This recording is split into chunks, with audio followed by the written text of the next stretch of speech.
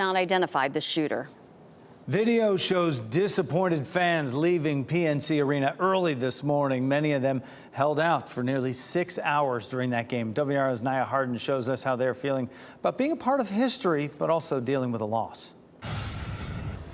Like the famous Aaliyah says, if at first you don't succeed, dust yourself off and try again. And I believe that's exactly what the Canes are going to do tomorrow when they play in the big game.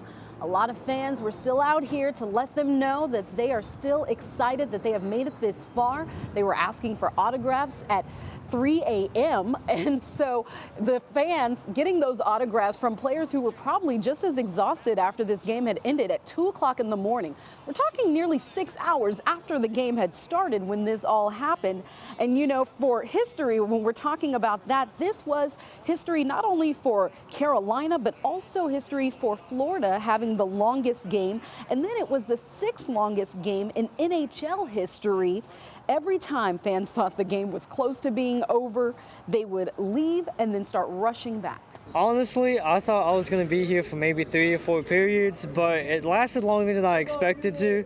It was a great experience, you know, being out here this late. I mean, it sucks to drive home knowing that they lost, but it was still a great game. And tickets are still available for tomorrow's game. Nia Harden, WRAL News in Raleigh. So that long marathon game 1 is in the books. Be sure to join us again tomorrow night right here on WRAL. We'll have a special coverage of game 2 at 7:30. Puck drop is at 8 on TNT. When it ends, be sure to come back to WRAL for our exclusive post-game show at 11:25. We'll have more on the thoughts from fans, players, and head coach Rod Brindamore after game 2. Durham police are looking for a person who shot